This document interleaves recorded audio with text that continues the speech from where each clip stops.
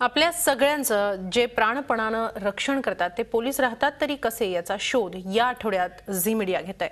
Police वसाहतींच्या या पंचनाम्यात अनेक धक्कादायक गोष्टी समोर आल्यात। आठवड्याच्या मुद्द्यांतर्गत आज पाहणार आहोत नाशिकमधल्या पोलीस वसाहतींचं धक्कादायक वास्तव।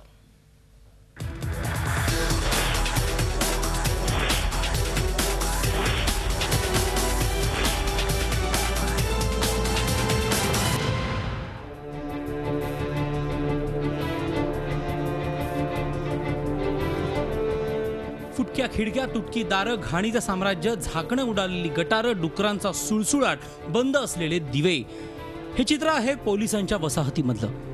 तेच पोलीस जे डोळ्यात तेल घालून तुमचं आमचं रक्षण करतात। नाशिकच्या पोलीस मुख्यालयाला लागून असलेली ही पोलिसांची वसाहत 50 वर्षांहूनही जुनी आहे। 16 कौलारू चाळी आणि 9 इमारती मिळून या वसाहतीत साधारणपणे 1000 कुटुंब राहतात।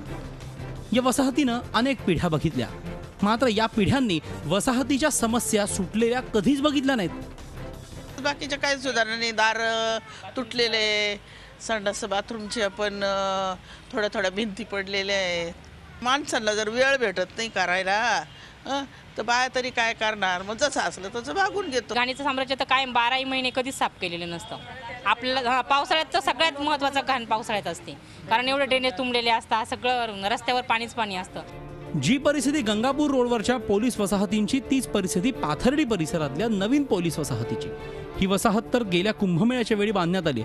या वसाहतीत पाण्याचा पत्ताच नाही आणि ड्रेनेजच्या गंभीर समस्या आहेत। कर्मचाऱ्यांच्या वेतनातून देखभालीचा खर्च वजा करून देखील सरकार यांना सुविधा पुरवू शकत नसेल तर खाकी वर्दीतील या जवानांकडून सर्वोत्तम कामगिरीची अपेक्षा करण्याचा नैतिक अधिकार आपल्याला आहे का, हा प्रश्न अंतर्मुख करायला लावणारा आहे। पोलिसांच्या वसाहती म्हणाव्यात की छळछावण्या इतकी भयानक परिस्थिती आहे। सुरक्षेत जरा कसूर झाली की पोलिसांच्या नावाने बोंबाबोंब सुरू होते। पण तेच पोलीस कसे जगतात याचं हे ढळढळीत उदाहरण। Mukul Kulkarni, Zee Media, Nashik. Zee 24 तास, एक पाऊल पुढे।